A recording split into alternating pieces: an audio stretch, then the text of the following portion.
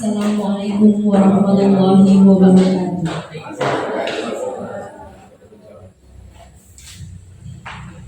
Yang terhormat Bapak Ibu Guru SMP Negeri 2 Grabak, yang kami hormati Bapak Adi Abdillah selaku pemateri CGP Angkatan 8. Puji dan syukur marilah kita panjatkan kehadirat Allah Subhanahu wa Ta'ala yang telah melimpahkan rahmat, taufik, hidayah serta inayatnya kepada kita semua, sehingga pada hari ini kita dapat berkumpul di aula SMP Negeri 2 Grabak. Salawat serta salam semoga tetap tercurah kepada junjungan kita Nabi Agung Muhammad Sallallahu Alaihi Wasallam yang selalu kita nantikan syafaatnya di yaumul kiamah nanti. Hadirin yang kami hormati, perkenankan saya selaku pemandu acara membacakan susunan acara yang akan kita laksanakan pada siang hari ini. Acara yang pertama pembukaan, acara yang kedua pemaparan materi, dan acara yang ketiga penutup. Memasuki acara yang pertama pembukaan, marilah kita buka acara pada siang hari ini dengan membaca basmalah bersama untuk yang beragama Islam dan untuk yang non-muslim menyesuaikan keyakinannya masing-masing. Bismillahirrahmanirrahim.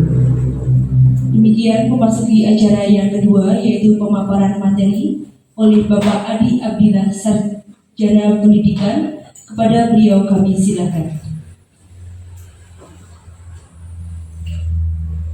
Bismillahirrahmanirrahim. Assalamualaikum warahmatullahi wabarakatuh. Alhamdulillahirabbil alamin. Wassalatu wassalamu ala asyrafil anbiya wal mursalin sayyidina maulana Muhammadin wa ala alihi wa sahbihi ajma'in. Rabbi shrah li sadri wa yassir li amri wa hlul 'uqdatam min lisani yafqahu qawli, amma ba'd. Yang saya hormati Bapak Ibu Guru SMP Negeri 2 Grabak, alhamdulillah, terima kasih atas kehadiran dan waktunya sehingga kasdu rawuh pada saat ini. Di sini saya ingin sharing saja pada Bapak Ibu semuanya bahwa sekitar sudah hampir 3 bulanan saya mengikuti pendidikan guru penggerak. Minta doanya, minta supportnya saya, sehingga saya dari awal hingga akhir pendidikan guru penggerak bisa lancar, paham, dan diberikan kekuatan pertolongan Allah dapat mengaplikasikan, menerapkan apa yang saya dapatkan. Dan semoga saya menjadi lebih bermanfaat di SMP Negeri 2 Grabak yang kita cintai ini. Oleh karena itu, perkenankan saya di sini saya tidak menggurui, saya hanya belajar untuk memaparkan apa yang saya dapatkan. Nah, semoga dengan pemaparan ini bagian dari kemanfaatan ilmu yang saya dapatkan di pendidikan guru penggerak. Semoga bermanfaat ya Pak Ibu. Sebelum kita lanjutkan, ada ice breaking sebentar.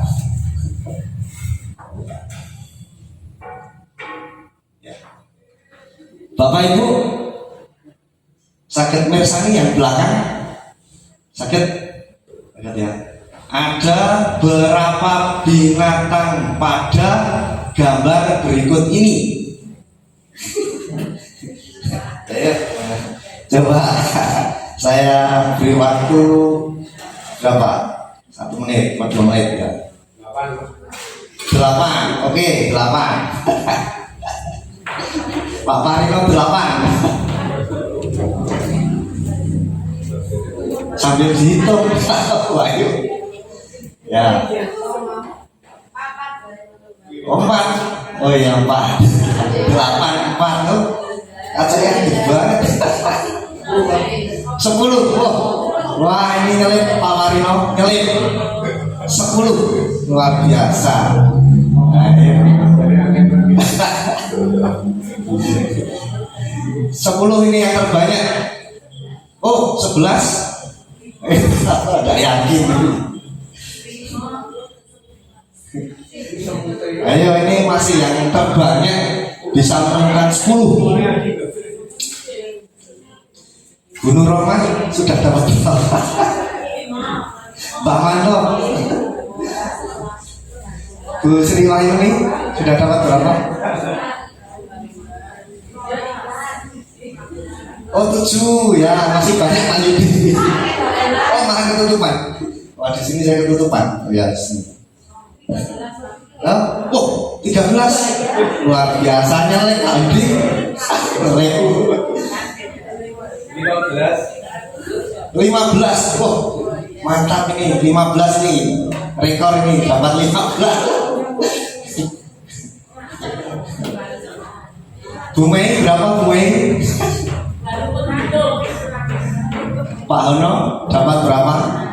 Ini rekor terbanyak 15 dapat menemukan gambar binatang. Oh Pak Sabto.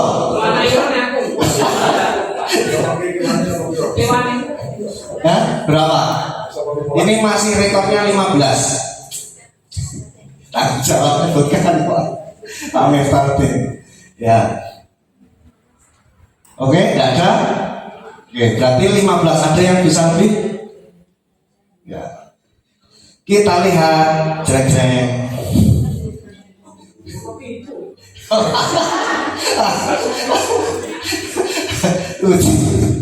Masih ngitung ya? 1, 2. Nah. Terus. Ternyata ada berapa ini? 1, 2, 3, 4, 5, 6, 7, 8, 9, 10, 11, 12, 13, 14, 15, 16. Wah, tadi Pak Miftahudin kurang 1. Sudah top ini, tapi benar gak tadi? Yang kelihatan dokter ya. Oh alah ya ini. Ada ikan, ada berang-berang, ada kura-kura, ada gajah, ada apa itu, mosquito atau nyamuk dan lain-lainnya. Ya, masih itu. Oke, terima kasih Pak Ibu. Ini hanya sebagai pengantar saja untuk mencairkan suasana. Berarti yang paling banyak Pak Mefardin ya. Ya.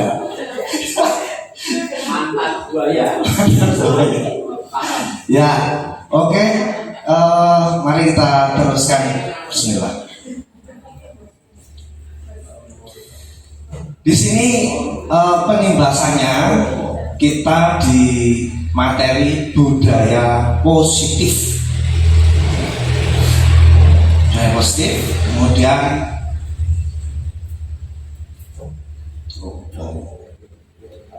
tujuan pemaparan yaitu diharapkan mampu untuk memahami dan menerapkan perubahan paradigma belajar, disiplin positif, motivasi perilaku manusia, kebutuhan dasar, posisi kontrol restitusi, keyakinan kelas, dan segitiga restitusi. Baik, inilah materi kita.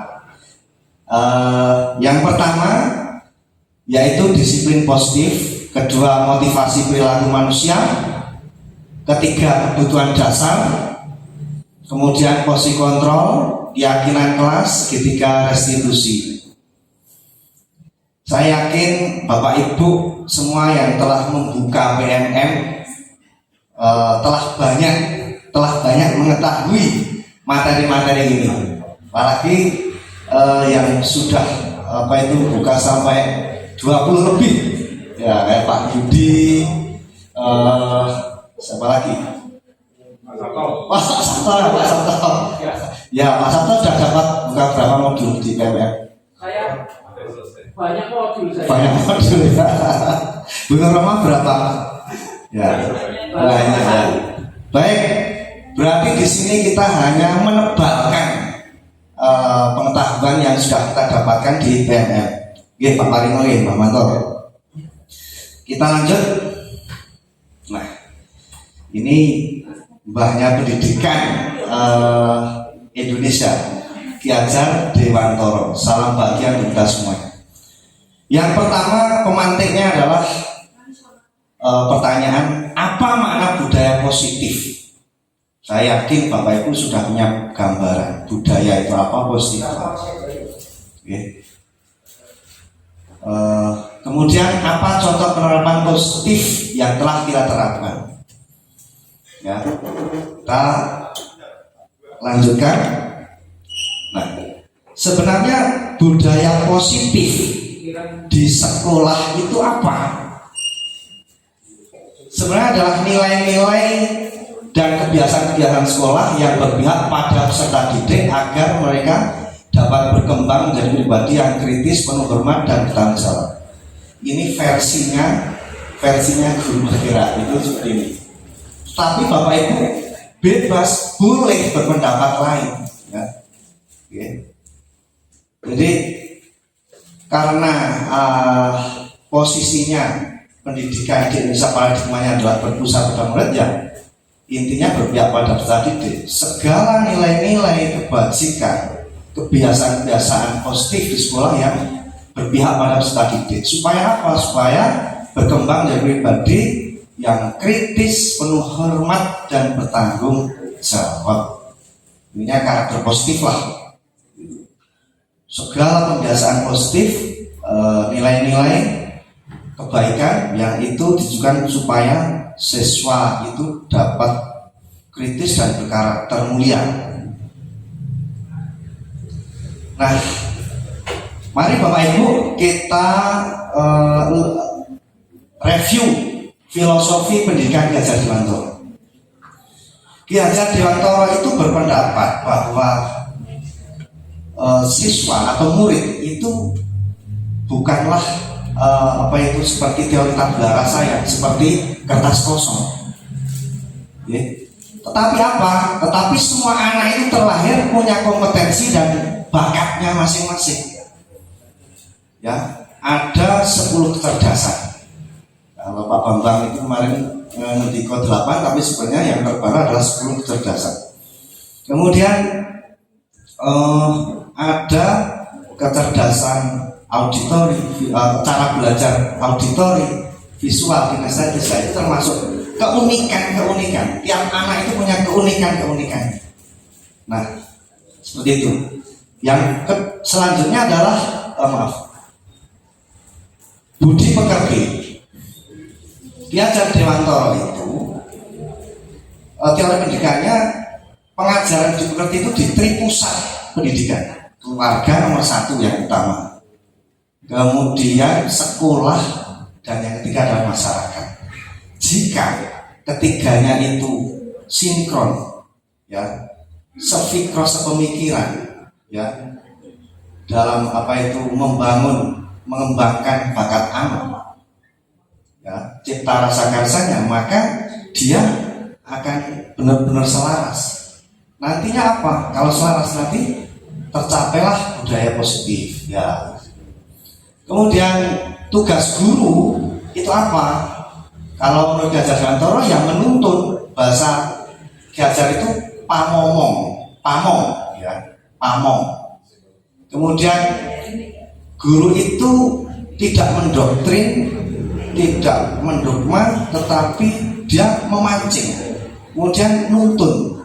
Tapi biarkan anak itu mengembangkan dirinya sendiri, potensinya diri sendiri. Hanya mancing-mancing supaya ciptanya berkembang, rasanya, afektifnya berkembang, karsanya menuju karsa yang positif berkembang. Ibarat guru ibarat petani, anak ibarat biji jagung. Nah, kita sebagai guru itu hanyalah menyirami, menyiapkan tempat yang bagus, yang aman, yang menyenangkan, kemudian memupuk ya, memupuk. Kemudian kalau ada hama warnanya kita singkirkan, kita berantas lah seperti itu kan. Dan pendidikannya itu kita sesuaikan sesuai kodrat alam dan zamannya. Anak zaman sekarang kodrat alam dan zamannya itu beda dengan dulu. Kodrat alam kita itu dari Sabang sampai Merauke, apalagi di Jawa. Jawa aja ada yang pesisir, ada yang gunung, ada yang perkotaan, ada yang kodrat alamnya di pedesaan, ada yang komplek perumahan, pegawai-pegawai yang SDM-nya tinggi, ada yang petani semua, buruh semua. Nah, itu kodrat alam. Kodrat zamannya, ya, kodrat zamannya sekarang itu zamannya beda dengan kita dulu, Bapak Ibu. Jadi apalagi zamannya Mbah Parino sama Mbah Manto ya, itu beda. Kalau sekarang itu zaman generasi Z ya, sebab benar-benar digital dan ini berpihak pada anak. Perubahan paradigmanya, untuk membangun budaya yang positif, sekolah perlu menyediakan lingkungan yang positif, aman, nyaman, agar anak mampu, agar murid-murid mampu berpikir.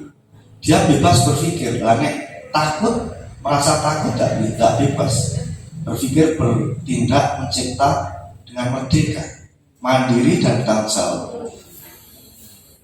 Bahkan ketika kita maju di podium seperti ini, kemudian itu bisa lupa. Artinya apa itu? Kita tidak bisa bebas berpikir. Ide-ide itu lupa. Dulu saya waktu kuliah itu pas mata kuliah bahasa Arab, ya, saya itu kelihatan sudah paham. Ternyata saya itu berdek di waktu maju presentasi, akhirnya lupa semua apa yang ingin saya sampaikan kepada dosen. Kita lanjut ya Ibu. Nah, perubahan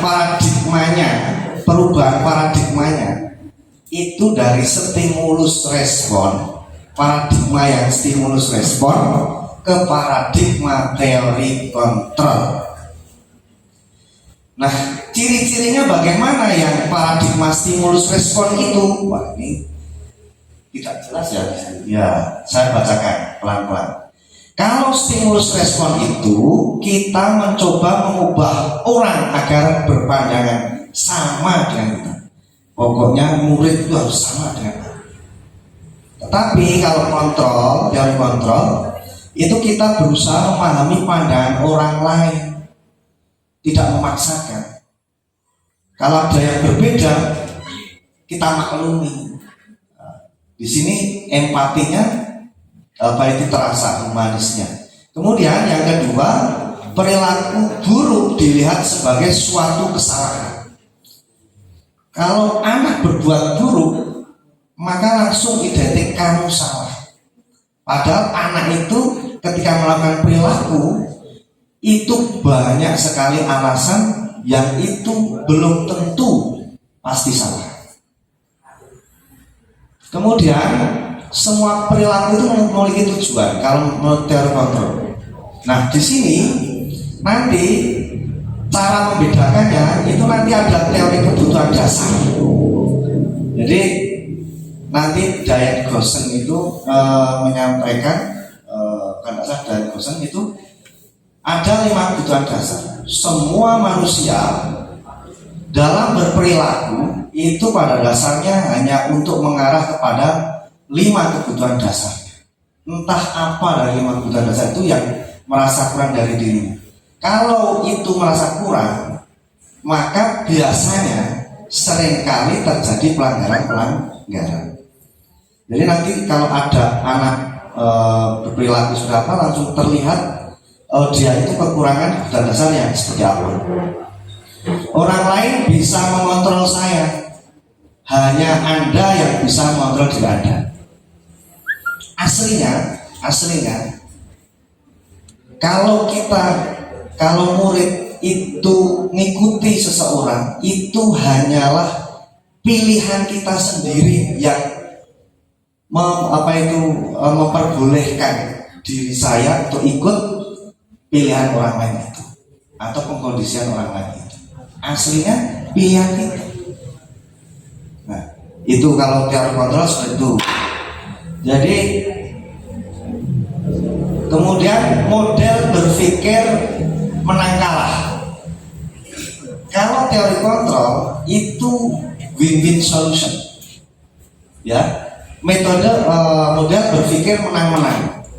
Kalau dalam Unen Jawi itu menang tanpa ngasorake, ya, jadi guru menang, murid juga menang. Tidak ada yang merasa direndahkan. Semua merasa dapat solusinya. Ya, ya. Lanjut, apa makna disiplin? Makna disiplin. Disiplin selalu dikaitkan dengan yang namanya tata tertib, hukuman. Ya. Kemudian ternyata hukuman itu dalam paradigma pendidikan Indonesia itu bisa sebagai alternatif terakhir. Bahkan kalau perlu tidak digunakan sama sekali. Nah, ini memang perlu diskusi, ya, perlu diskusi. Kemudian sebenarnya yang dimaksud disiplin positif itu apa di sini?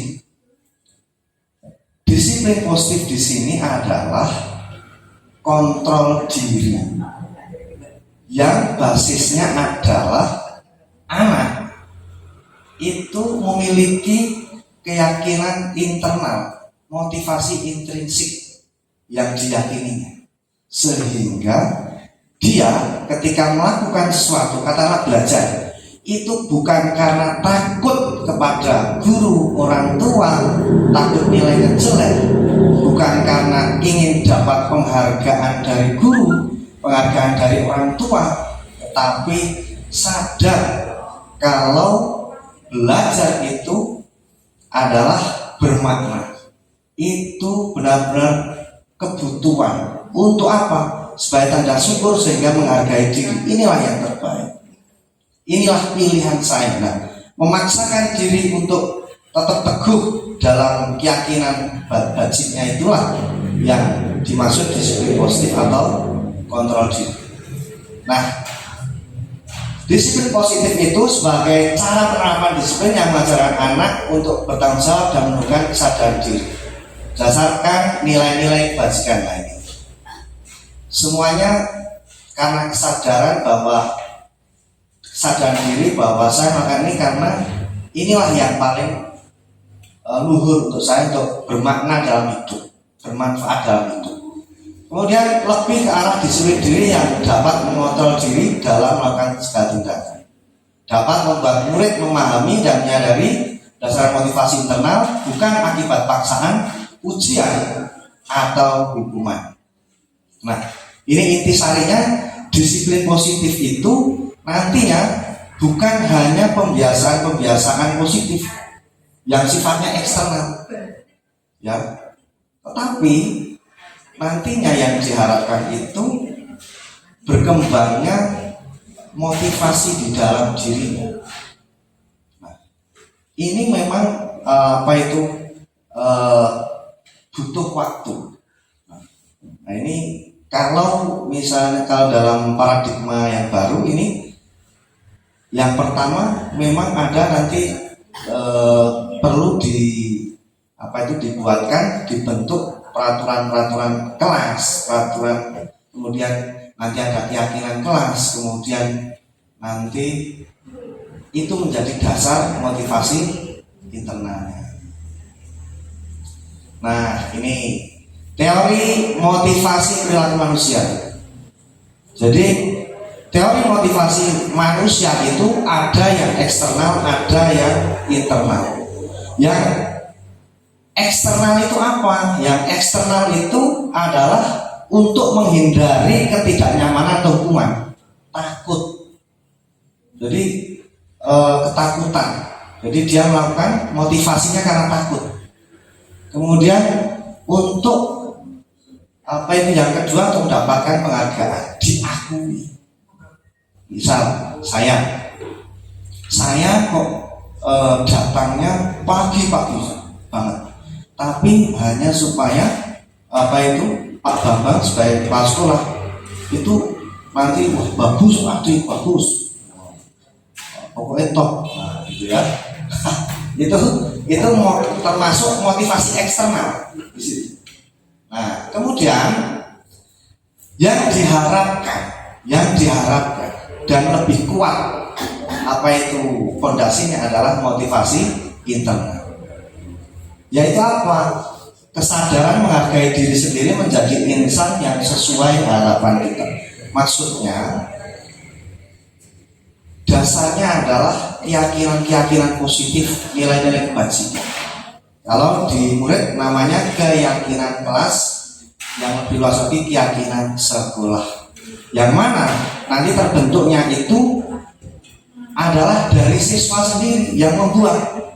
Nah, nanti Bapak Ibu akan di sini akan kita sampaikan juga video bagaimana saya mencoba praktekkan membuat keyakinan kelas. Ya, itu adalah salah satu upaya bahwa ketika nantinya dia itu ada pelanggaran, itu lebih terasa untuk untuk kembalinya itu dari internal, karena dia yang buat aturan itu, dia yang merumuskan keyakinannya, kemudian telah disepakati oleh dirinya dan kelasnya atau komunitasnya. Ya, ini lebih jelas lagi ya. Ini dari yang tadi yang jelas. Jadi yang eksternal itu intinya untuk menghindari ketidaknyamanan atau hukuman. Yang kedua, untuk mendapat imbalan atau penghargaan dari orang lain. Ini eksternal. Eksternal itu bisa memotivasi kita untuk jadi orang baik, anak jadi anak yang baik. Tetapi itu tidak fondasinya tidak sekuat dari motivasi kita. Ya, seperti itu. Ketika seanak itu mampu melakukan suatu hal yang baik, tetapi dia sadar inilah yang membuat saya lebih berharga.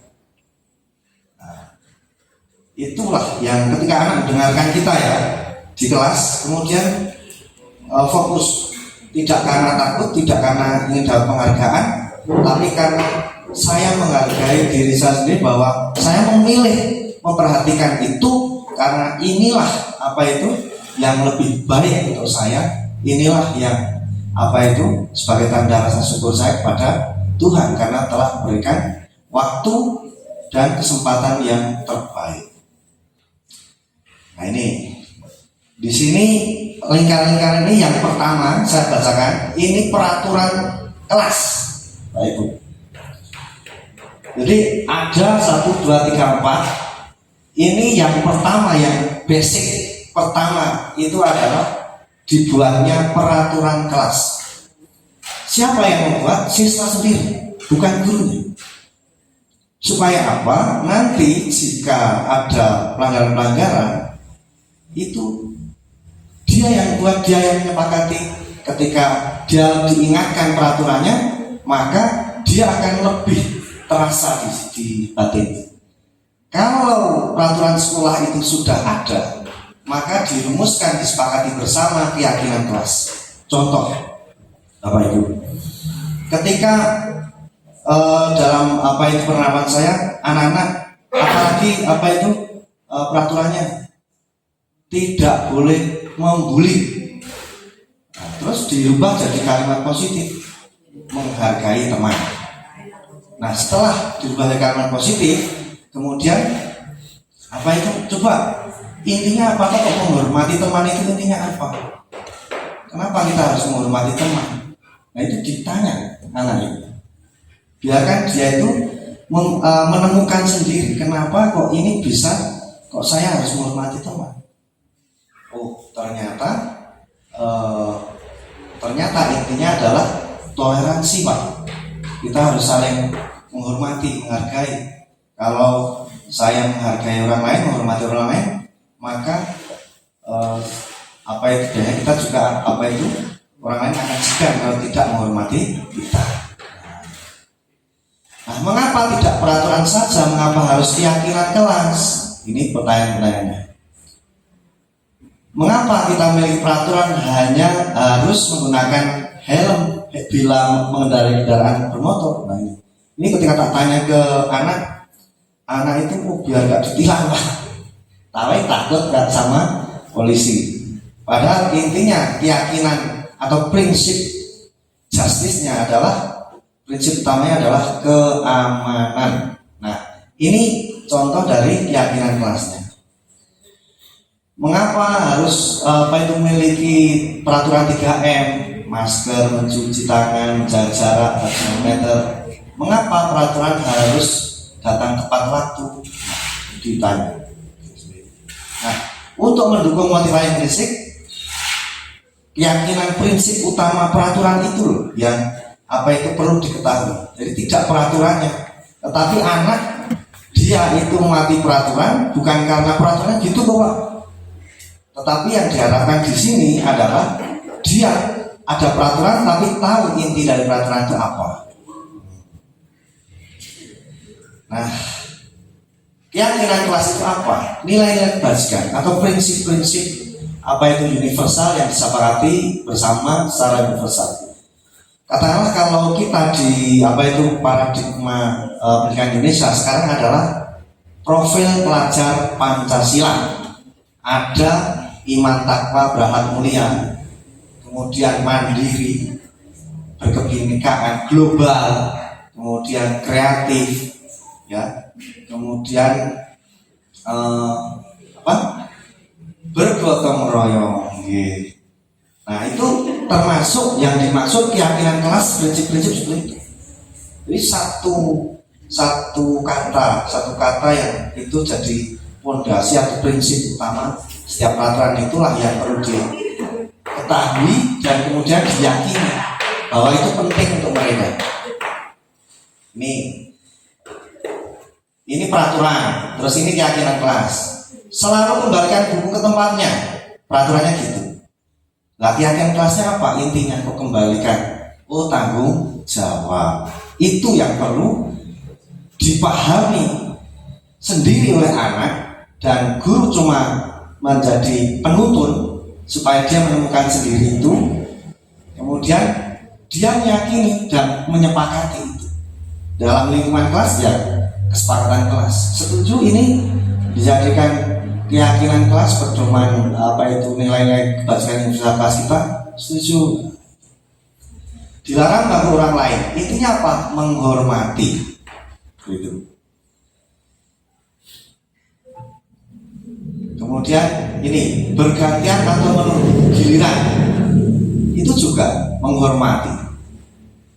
Dilarang menggunakan narkoba, intinya apa? Nilai keyakinannya atau prinsip utamanya kesehatan. Tapi bisa ditambah, tidak hanya kesehatan. Nah, kalau dia konsumsi narkoba terus kemudian dia nyopir atau mengendarai kendaraan bermotor, nah itu bisa berbahaya dengan orang lain, maka juga bisa keyakinan kelasnya atau prinsip universalnya, yaitu nilai kebajikannya, yaitu keamanan.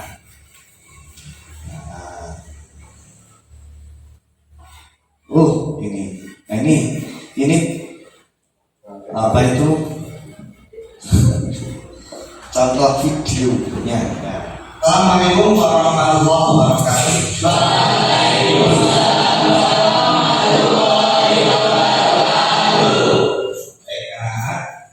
Sebelum kita belajar, kita berdoa dulu. Siapa yang akan memimpin doa?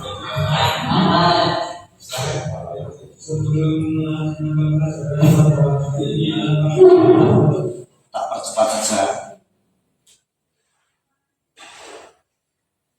Ya, sebentar.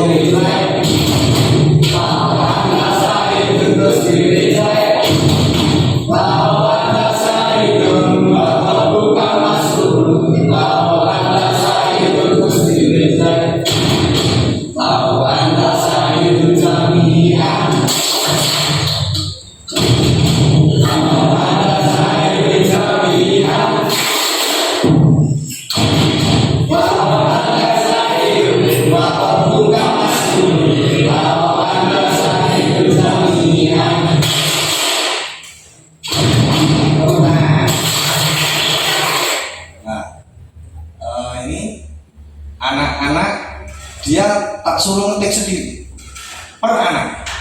Saya bebaskan anak itu mengetik untuk membuat peraturan kelas. Ini masih proses peraturan kelas.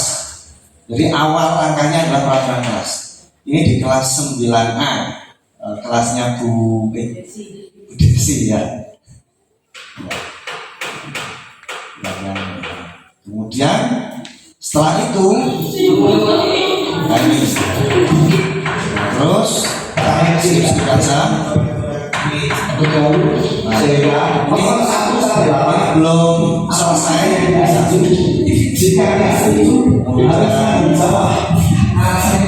Ini yang 9C.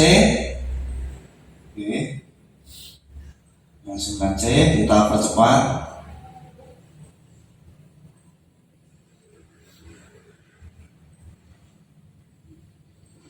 Kalimat negatif menjadi kalimat bonus. Nah ini membuat apa itu kalimat negatif yang kata-kata dilarang, tidak boleh itu dibuat tidak ada kata negatif lagi. Karena itu artinya lebih baik positifnya di Itu nah ini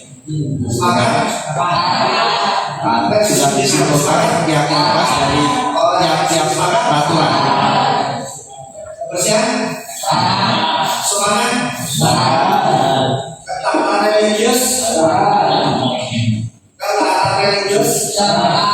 berarti doa awal. Apa itu doa awal? Oke, nah ini contoh 8A. Saya tidak semuanya. Tidak boleh terlambat, terus apa itu kan positifnya tepat waktu masuk kelas, apa itu kemudian keyakinan kelasnya atau prinsip universalnya kedisiplinan. Inilah yang paling terakhir, inilah yang kita sasar apa itu supaya anak itu bisa menyimpulkan sendiri, kita tuntun kedisiplinan, intinya itu kedisiplinan. Nah kemudian kamu sepakat bahwa ini penting untuk kamu, untuk kelas kita, penting. Nah itu. Nah ini, kemudian selanjutnya ini juga masih ini 8A banyak ini. Nah, kenapa kok tidak seluruh anak di sini 32 misalnya? Karena ada yang apa itu waktu itu ada yang ikut OSIS sehingga tidak semuanya. Ada juga yang apa itu sama. Saya sama Pak dengan itu Pak. Oke, kita hargai.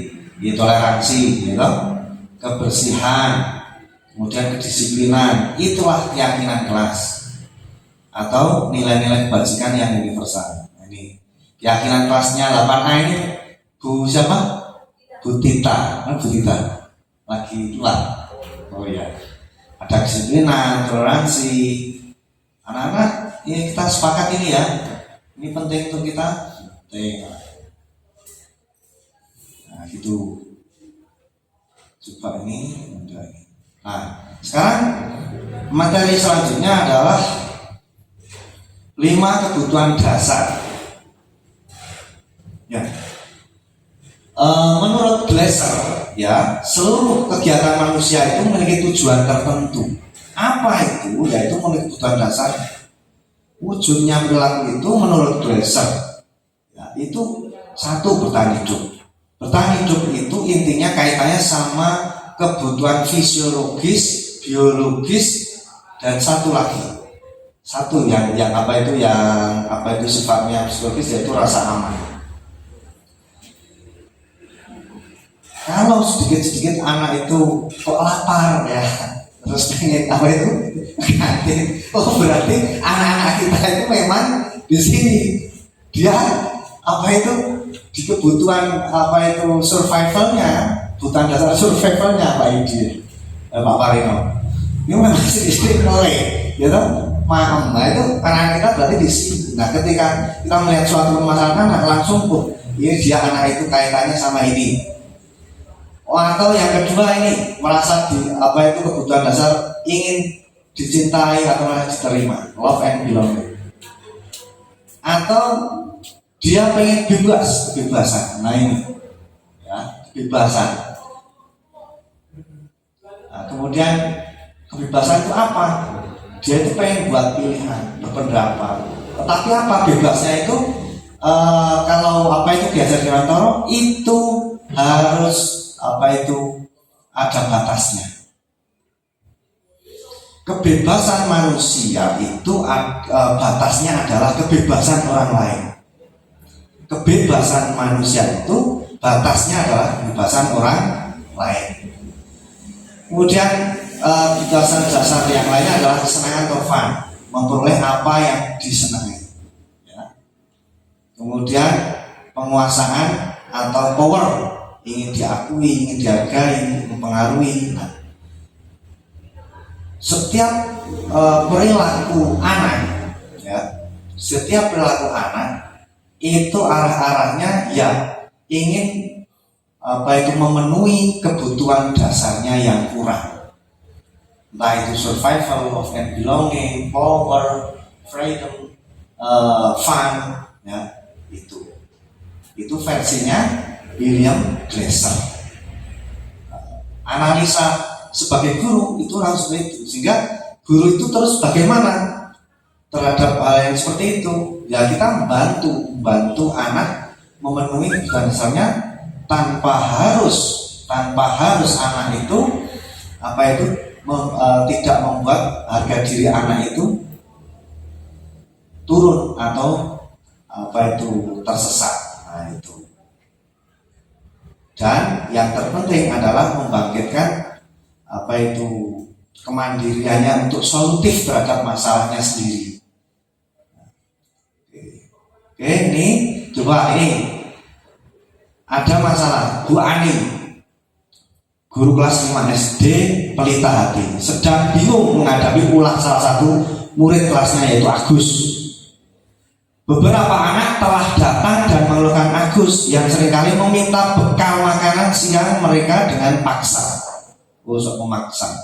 Kemudian jika Anda menghadapi situasi seperti Bu Ani, apa yang akan Anda lakukan? Menurut Anda kira-kira apa alasan Agus melakukan hal itu? Ini macam-macam Pak Ibu. Yang pertama, apabila jawaban yang pertama apa itu menanyakan alasannya. Apabila jawaban Agus karena ia lapar dan orang tua yang tidak memberikannya bekal makanan, maka kebutuhannya adalah bertahan hidup atau survival. Ini menganalisa masalah anak itu dari segi alasan ditanya, terus dia itu menyampaikan alasannya, terus kita analisis sebenarnya dari 5 kebutuhan dasar tadi itu dia kekurangan yang mana. Oh gitu.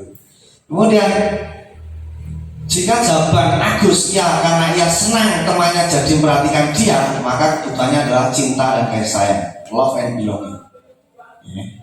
Caper gitu ya, perhatikan. Nah, itu terus apa itu seperti itu ya, supaya dia diperhatikan. Apabila jawaban Agus agar karena dia merasa hebat karena temannya jadi takut dan menuruti keinginannya, maka kebutuhan Agus tadi adalah penguasaan atau power.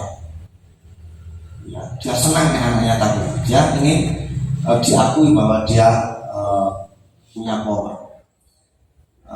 Kemudian jika zaman Agus itu karena dia bosan dengan bekal yang dibawakan ibunya, karena bekalnya ya sama itu terus, jangan ngomong terus, maka kebutuhannya adalah kebutuhan akan pilihan atau maksudnya kebebasan atau freedom. Jadi dia bosan. Termasuk kalau anak itu bosan dengan metode pembelajaran kita, maka wajar jika kita sering variatif dalam metode pembelajaran itu, karena untuk memenuhi kebutuhan-kebutuhan anak yang dia itu lebih kekurangan ke freedomnya. Nah, yang terakhir jika zaman Agus karena iseng saja, dan dia menikmati ekspresi wajah temannya yang kesal, yang lucu ya, karena diambil makanannya, maka kebutuhannya adalah fun atau kesenangan. Jadi satu masalah itu tergantung alasannya apa. Nah, alasannya itu kita bisa analisis kebutuhan dasarnya itu dari survival, love and belonging, fun, power, atau apa tadi, kesenangan ya, apa? Nah ini, entah itu survival, love and belonging, freedom, fun, atau power. Nah, kita sekarang posisinya sebagai guru. Ada 5 posisi kontrol seorang guru. Ada yang dia itu karakternya penghukum, ada yang karakternya pembuat merasa bersalah, ada yang posisi kontrolnya sebagai teman, ada yang sebagai pemantau, ada yang sebagai manajer. Mari kita lihat Bapak Ibu, ada video ini. Nah,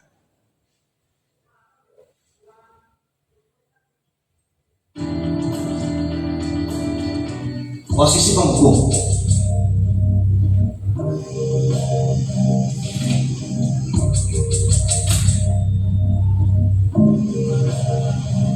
Naren, sini kamu. Selamat pagi Bu. Selalu terlambat. Kamu deh pasti terlambat. Maaf Bu, saya Apa? Apa coba? Alasan kamu apa lagi? Kapan sih kamu tidak terlambat? Malas sekali ya kamu jadi anak. saya Dasar pemalas. Gak kapok-kapok sih kamu. Sudah berapa kali terlambat? Sana, kamu keliling lapangan basket 2 kali. kenapa saya harus keliling lapangan basket Bu? Kenapa? Kamu melawan ibu? Berani-beraninya jawab. Sudah terlambat, masih berani jawab pula. Sekarang, keliling lapangan basket 5 kali sekalian. Biar kapok. Cepat, pergi sana ke lapangan basket. Posisi penghukum biasanya berbicara dengan nada tinggi, menghardik, menunjuk-nunjuk, menyakiti, dan menyindir. Hukuman bisa berupa fisik maupun psikis. Ibu dan bapak guru hebat. Dampak yang terjadi pada murid ketika guru berada pada posisi penghukum adalah murid cenderung akan memberontak, bahkan menyimpan dendam.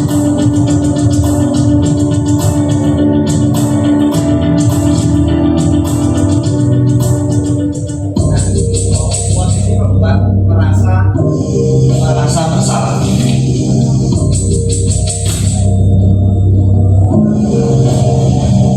Naren,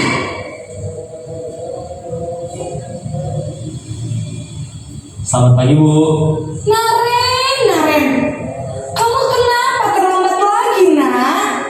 Ya Tuhan, Naren, kamu senang ya bikin ibu susah ya?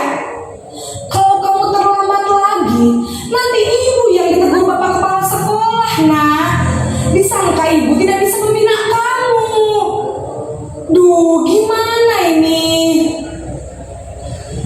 Maaf Bu. Duh Gusti Naren, kamu suka ya kalau ibu ditegur bapak kepala sekolah? Terus, sekarang ibu harus tulis apa yang di buku absen?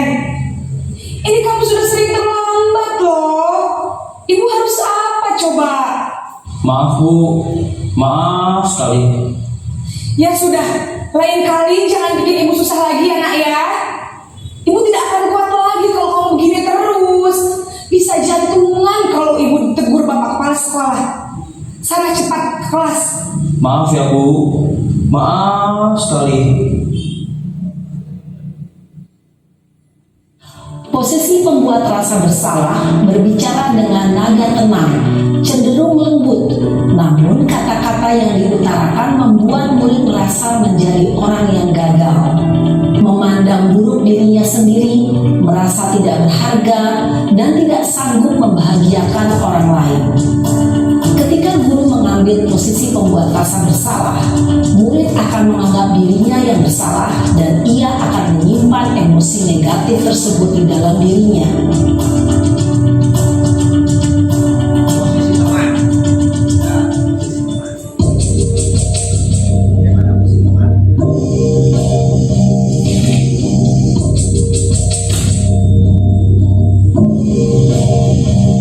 Naren,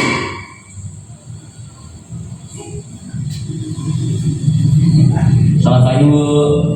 wah sudah jam berapa ini nak? Terlambat lagi ya sayang. Iya Bu, habis ibu saya lupa bangunkan saya Bu. Kamu malah menyalahkan ibu kamu. Kamu bukannya anak yang larinya paling kencang. Kok terlambat sih? Iya Bu, saya memang terlambat bangun tadi. Jadi biarpun saya lari kencang, tetap gak kekejar Bu. Ya sudah sana. Nanti lain kali larinya lebih kencang lagi ya. Biar gak terlambat lagi. Bikin seneng ibu. Demi ibu. Bisa kan? Bisa lah Bu. Ya sudah sana masuk kelas. Ibu beresin urusan absen kamu. Kamu ini ada-ada saja. Dalam posisi teman, guru berbicara dengan nada suara ramah, akrab, cenderung bersenda gurau untuk menjaga suasana tetap santai.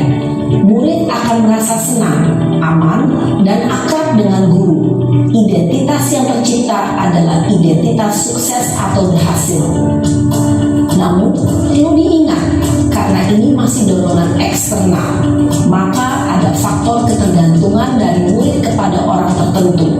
Di sini guru absennya, sehingga di lain waktu murid bisa berperilaku baik, namun hanya kepada orang-orang tertentu saja.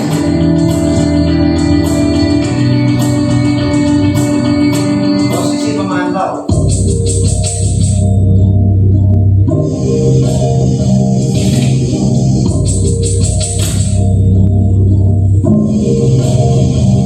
Naren,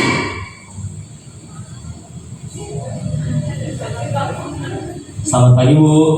Naren, apa peraturan sekolah kita tentang jam berapa kita harus masuk sekolah, nak? Kita harus di sekolah jam 7 Bu. Iya betul, sekarang sudah jam 7.20. Naren sudah tahu konsekuensinya jika terlambat hadir. Paham Bu, saya harus tinggal kelas pas jam istirahat selama 20 menit. Iya benar, konsekuensinya demikian. Jadi nanti jam 9.30 pas istirahat, kamu harus tinggal di kelas, kerjakan tugas tambahan untuk ketertinggalan kamu, ya? Baik Bu. Posisi pemantau mengandalkan penghitungan atau data untuk mengontrol murid.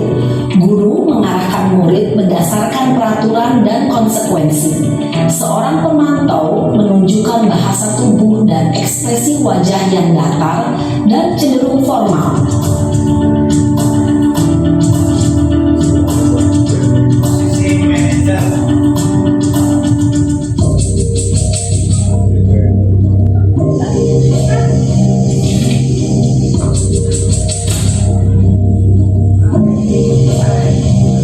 Naren,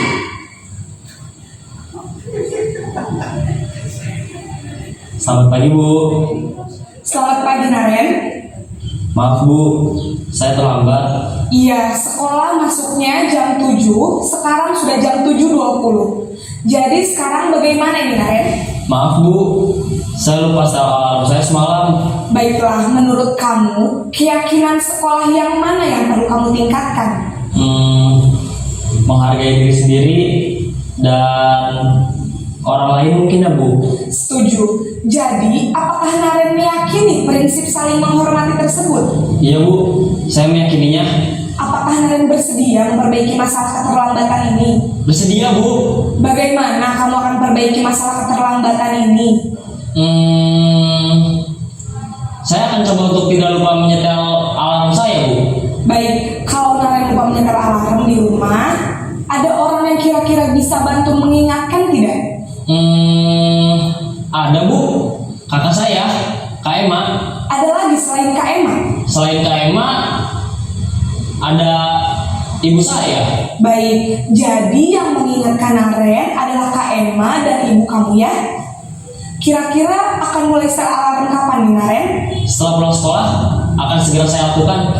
Baik, jadi Naren akan setel alarm untuk bangun besok pagi dan akan diingatkan oleh kakak dan ibunda Naren ya. Ada lagi yang mungkin perlu dilakukan Naren agar tidak terlambat bangun lagi? Tidak ada Bu. Baik Naren, terima kasih untuk kerjasama kamu. Sekarang kamu perlu kembali ke kelas untuk belajar. Baik Bu, terima kasih.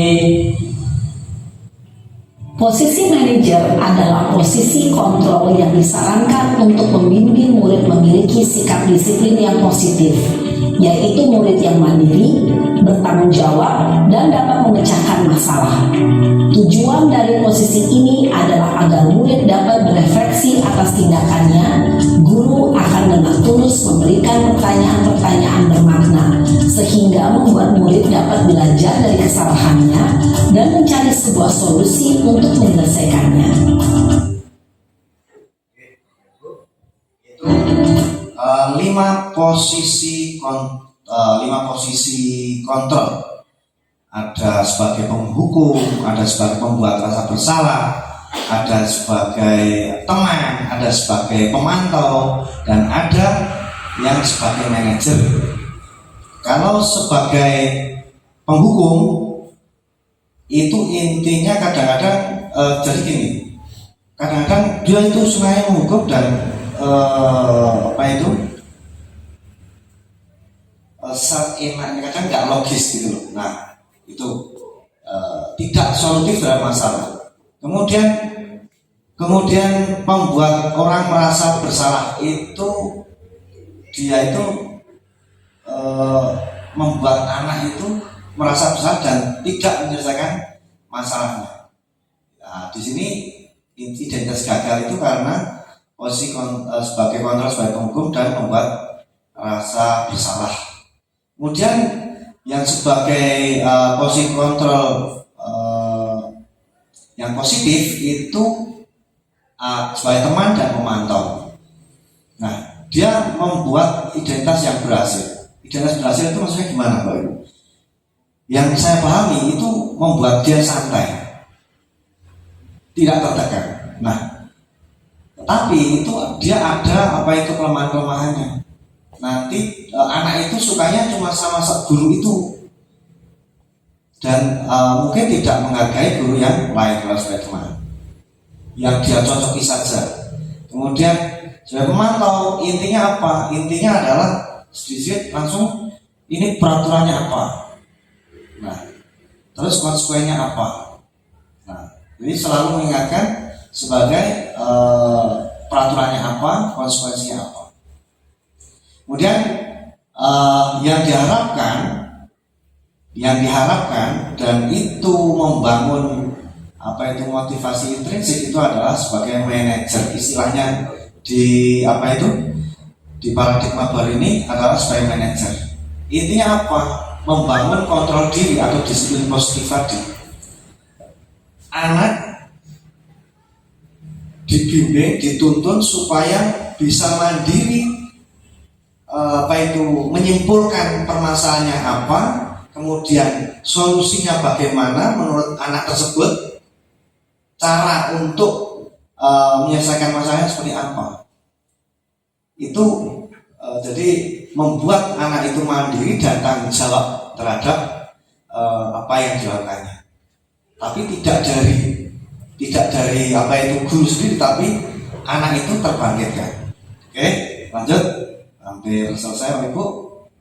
Nah, yang selanjutnya adalah restitusi.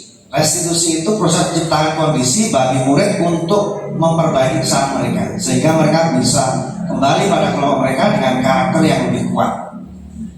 Nah, restitusi ini kita mengenal ada segitiga restitusi. Nah, Ibu, tidak kelihatan ini. Ini treatment terhadap anak. Tapi kalau masalah-masalah ringan tidak perlu dipakai treatment atau penanganan segitiga restitusi. Yang pertama, langkahnya adalah menstabilkan identitas, yaitu ciri-cirinya atau intisari menstabilkan identitas itu menenangkan anak, seolah-olah kita itu merasakan betul apa yang dirasakan, sehingga kata-kata yang muncul, wajar, setiap orang pasti punya kesalahan.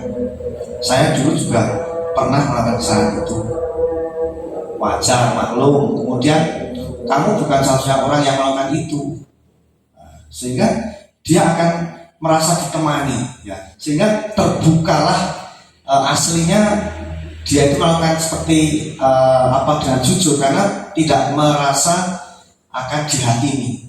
Saya di sini posisinya tidak ingin mencari yang salah, tetapi kita akan mencari solusi. Nah, itu menstabilkan identitas. Kemudian selanjutnya adalah validasi tindakan yang salah, yaitu menanyakan alasan. Kalau sudah terbuka, menstabilkan identitasnya berhasil, maka dia akan jujur sekali, karena dia merasa aman dan emosinya itu stabil. Maka dia ketika akan ditanya, lah kamu itu alasannya apa toh melakukan ini, dia akan jujur.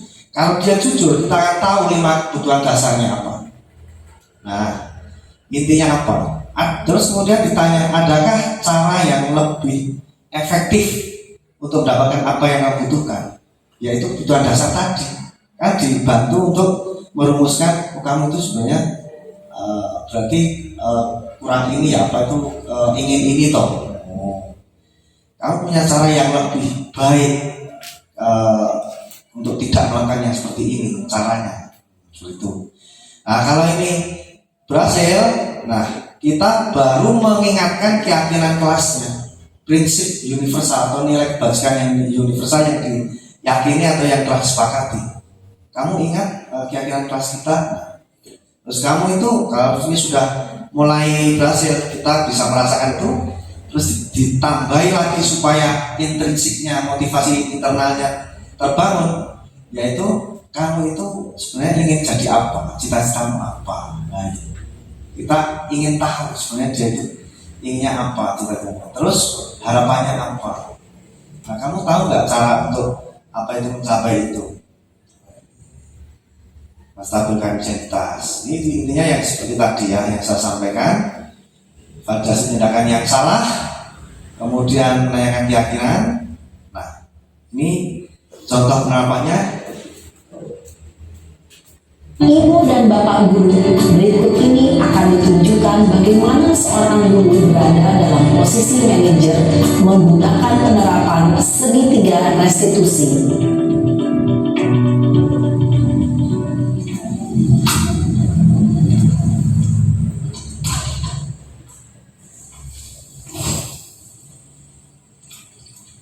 Siang Sarah. Siang Pak. Sudah lama nggak ketemu Sarah? Kenapa hari ini ada di sini? Kesel Pak, kesel banget. Masa aku dikatain tukang fitnah Pak? Ya aku marah lah. Aku balik dikatain Eka di depan kelas. Kesel banget. Oh begitu. Ya pasti kamu marah dan kesal. Bapak juga akan marah apabila ada yang menuduh Bapak seperti itu. Kemudian pada saat itu kamu mau melakukan apa? Ya saya langsung ngatain Eka lah Pak. Kesel banget. Saya bentak-bentak dia di depan teman-teman lain. Oh begitu. Pasti kamu melakukan seperti itu karena suatu alasan tertentu, bukan? Iyalah, masa saya diam saja Pak? Ya saya bela diri lah. Masa saya dituduh tukang fitnah? Ya wajar lah. Mempertahankan harga diri itu sesuatu yang penting buat kamu. Untung kamu tidak bertindak lebih gegabah lagi, hanya membentak-bentak. Iya Pak.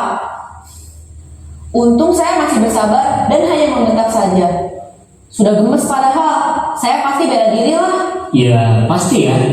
Tapi kamu memilih untuk tetap bertahan dan bersabar. Kamu memilih untuk tidak berbuat lebih parah lagi, bukan? Iya. Nah, sekarang coba kita lihat lagi tindakan kamu yang bentak-bentak Eka di kelas. Tindakan kamu itu kira-kira sesuai dengan keyakinan kelas atau prinsip kamu tidak? Enggak lah Pak, capek Pak jadi pemarah. Jadi keyakinan atau prinsip mana yang kurang sesuai dengan keinginan kamu? Ya, saya sebenarnya sangat menghargai orang lain. Mungkin saat itu saya menjadi emosi, jadi tidak menunjukkan sikap itu. Kamu meyakini tidak? Menghargai orang lain itu penting buat kamu. Yakinlah Pak. Iya, setuju. Kita harus saling menghargai. Namun, ada juga keyakinan yang kita sepakati yang perlu kita jalankan apabila kita sedang marah, kan? Ya saya bisa lebih proaktif, mulai dengan diri sendiri. Saya bisa jadi lebih bersabar, mengambil waktu jeda untuk berpikir mau apa selanjutnya. Kira-kira kamu bersedia memperbaiki masalah ini tidak? Bersedia Pak. Kalau kamu memperbaiki masalah ini, kamu akan menjadi orang seperti apa? Saya akan menjadi orang yang bertanggung jawab kali ya Pak. Dan senantiasa proaktif. Iya, menurut kamu bagaimana rasanya menjadi orang seperti itu? Ya nyaman lah, bangga bisa bersabar dan menahan diri. Baiklah kalau begitu. Yuk kita pikirkan bagaimana memperbaiki masalah ini. Ya, ini contoh penerapan. Nah, saya, Bapak Ibu, mencoba untuk praktek ini. Waktu itu Ibu dan Bapak Guru. aksi nyata segitiga restitusi ini saya sebentar. Jadi Bapak Ibu, saya mencoba mempraktekkan. Waktu itu, tapi ini tidak istilahnya apa ya? Disebut settingan ya settingan, tetapi anak-anak itu tidak saya kasih tahu nanti harus kamu berkata-kata demikian. Kamu ini loh, sodori kalimat-kalimatnya kamu seperti ini skenarionya. Dan waktu itu Bu Evi sedang praktek PPG. Kemudian saya karena waktu itu sedang liburan, ya sudah apa itu sekalian aja. Coba anak-anak, tadinya saya mencoba masalah ini Pak, masalah ini ya. Nanti kita ngobrol bareng. Tapi anak itu malah punya ide sendiri, ya, punya ide sendiri. Masalahnya tidak sering terjadi Pak, apalagi kita cewek. Kebetulan waktu itu pas praktek PPG cewek yang cowok dari Bu Evi. Kemudian saya ikuti saja apa itu masalah yang diinginkan anak-anak tadi. Coba kita lihat prakteknya. Saya mengakui bahwa tidak seperti tertata rapi seperti contoh yang tadi, ya, karena benar-benar mengalir, yaitu masalah anak tidur di kelas saat pelajaran dan berkelahi saat belajar. Dua masalah itu. Ini biar saya skip saja. Ini tinggal ini Bapak Ibu. Setelah itu selesai. Nah ini mati. Ya. Kayak jadi guru BP. Padahal aslinya terima hanya guru BP saja. Setiap guru. Nabila, tadi saya lihat saat membacakan kamu tertidur, ya. Menurut Pagi. Ini saya juga tidak ada apa itu skenario. Pagi dulu juga pernah seperti itu, tapi itu saat belajar. Wajar, semua orang punya kesalahan. Kamu tentu punya alasan kenapa kamu tertidur saat belajar.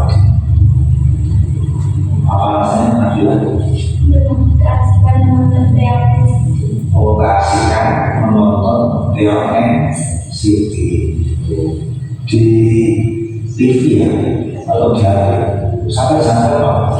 Jam 1. Oh, sampai jam 1. Oh, kamu sangat suka ya dengan apa itu, acara yang sendiri? Suka sekali. Oh, ya. Memang kakak-kakak memang banyak yang suka dengan acara sendiri. Ya, wajar karena kita suka sehingga kita lupa waktu. Menurut si Nabi itu tertidur di dalam kelas itu berarti saat belajar. Dulu. Oh, ya. Kamu tentu punya cara yang lebih efektif supaya kamu tidak tertidur. Ada. Oh, ya.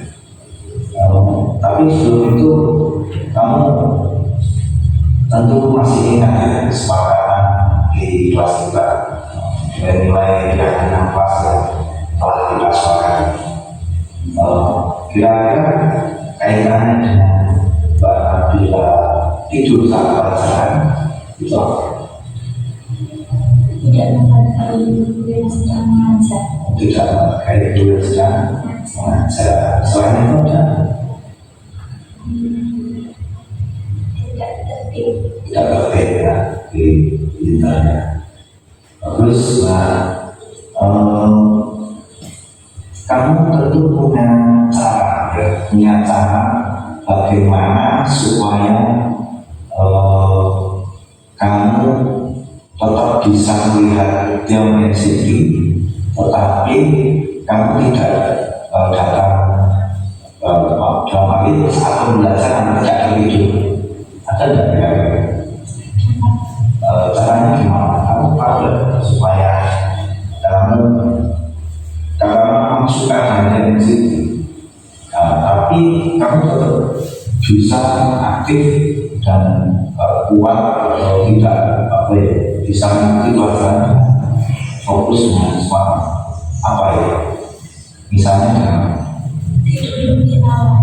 malah tidur lebih lama. Terus kamu nanti tidak jadi nonton yang ekstrim. Oh bisa? Oh gitu ya. Luar biasa. Ternyata kamu bisa menyelesaikan masalah apa yang tadi terjadi. Kamu siap besok belajar lebih apa istilahnya lebih fokus, tidak tertidur? Insya Allah bisa. Oh siap. Siap. Oh boleh tahu apa? Ada tanya belajar apa? Besok itu pengen jadi apa? Jadi psikolog. Oh psikolog. Oh kenapa pengen jadi psikolog? Karena suka dengan cerita-cerita orang. Oh terus bisa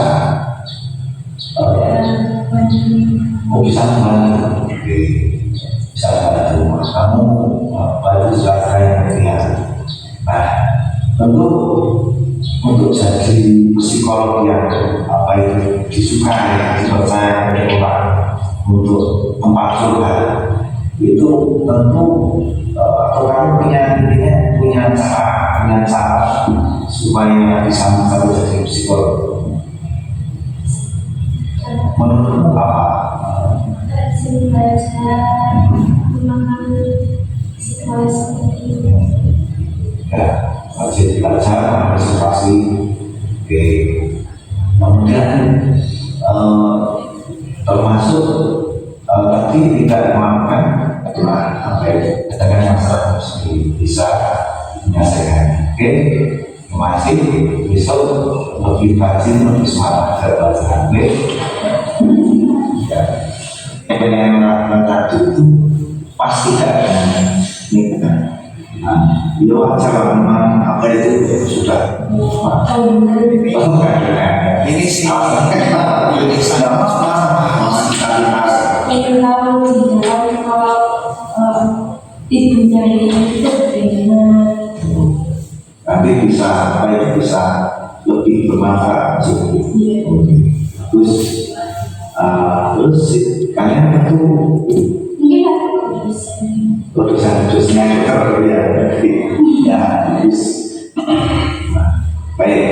sekarang Baik, ini tanggapan. Assalamualaikum warahmatullahi wabarakatuh. Nama saya Nabila Putri Fajriarani, ingin memberi tanggapan saya terhadap penyelesaian masalah. Saya merasa dihargai karena diberi kemerdekaan bercerita sebab dan ide perbaikan. Sekian dari saya, terima kasih.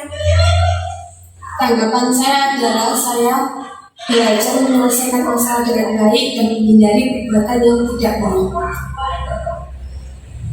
Tanggapan saya terhadap penyelesaian masalah yang dilakukan oleh Pak Adi adalah saya merasa dihargai dan diberi kesempatan untuk menjelaskan kronologi yang sebenarnya terjadi. Saya senang jika semua guru di sekolah ini menerapkan sistem seperti itu dan memberikan waktu kepada siswa untuk menjelaskan kronologi yang sebenarnya terjadi.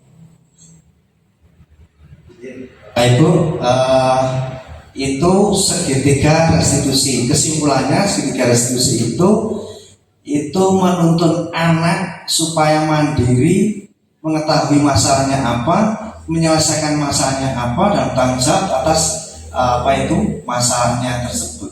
Jadi dia mandiri atau bisa solutif terhadap masalah sendiri, membangkitkan jiwa solutif terhadap masalah yang dia lakukan.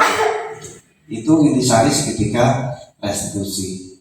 Mungkin itu Pak Ibu yang bisa kita sampaikan. Sekali lagi terima kasih atas waktu yang diberikan kepada saya, sehingga Bapak Ibu kastu midhangetaken menapa ingkang sampun katuraken. Jazakumullah khairan jazaa. Mohon maaf kalau ada kurangan dalam pemaparan. Demikian, assalamualaikum warahmatullahi wabarakatuh. Matur nuwun.